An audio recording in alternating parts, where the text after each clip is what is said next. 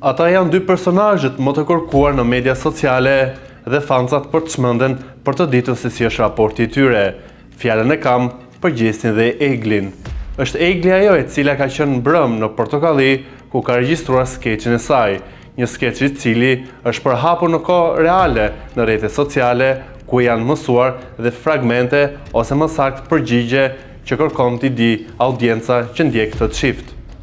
E pyetur se çfarë ka bërë me Gjestin këto ditë ose më saktë pas finales së Big Brotherit, Egli pyeti se çfarë kishte thënë Gjesti,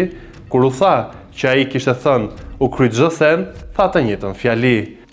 Nëse fjala u krye çdo sen kuptoi që gjithçka ka mbaruar, mbetet për të parë nëse gjithçka ka mbaruar me të vërtetë me këtë çift që përgjatë rrugtimit të tyre në Big Brother kanë pasur ulje dhe ngritje drastike, por nga ana tjetër mbetet dyshja më e komentuar dhe më e kërkuar në rrjetin social, në showbiz dhe në këtë post Big Brother.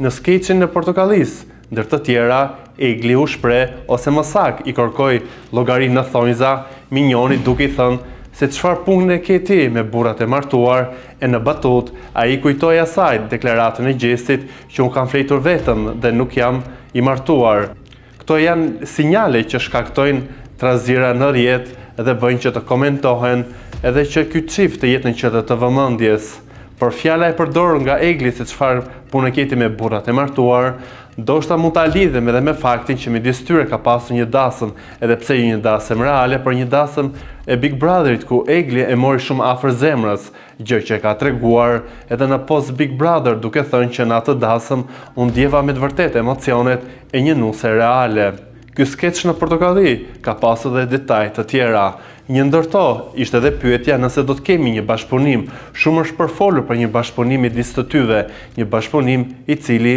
do të sjellë më shumë vëmendje apo do të sqarojë ndoshta edhe një herë raportin e tyre, janë apo nuk janë bashkë.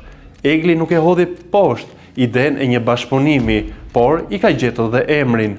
e cili është emri i bashkëpunimit të tyre, nëse do të ndodh tani apo në të ardhmen, është mos i hidh thellit, një shprehje që Gjesti e ka përdorur goxha tepër në raport me Egli dhe në situata tepër të tensionuara kur ata kanë pasur dhe e ka përdorur duke thënë që Egli po i shkon kësaj gjëje shumë thellë dhe nuk po e merr le të themi në një mënyrë sipërfaqësore. Skeçin e plot do ta shikojmë të dielën, pasi me copza është shpërndarë në rrjetet sociale,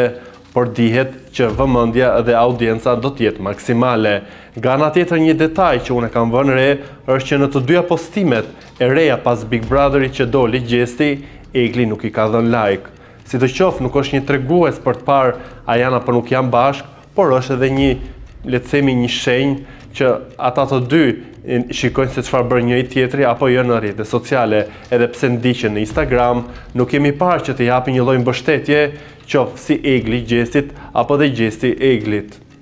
Edhe pse ky çift në thonjza se nuk e dim ende a janë apo nuk janë bashkë, janë me pikatore reagimet që ato bëjnë, e në këto pikatore sigurisht që lupa e audiencës, pa edhe personave që e pëlqejnë këtë çift edhe që janë të marrosur, le të themi ndjekësit e tyre besnik, i shikojnë me detaje për të analizuar apo për të marrë dhe informacione. E pyetur ndër të tjera për Marion, i cili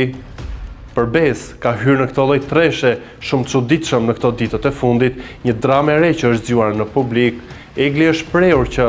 për sa kohë ishte brenda shtëpisë së Big Brotherit, asajt i bën burra edhe burrat e martuar, edhe një këshill që e kishte edhe për këtë situatë, por që e tha edhe në post Big Brother, është që t'i lejnë të tjerët të qetë në jetët e tyre dhe të mos i përfshin çdo gjë dhe të mos e përzihen çdo gjë me rrugtimin që Egli ka pasur në Big Brother, apo të mos shtojnë hije dyshimi apo të vënë pikpyetje mbi raporte që e ka pasur përpara se të fuste në shtëpinë e Big Brotherit.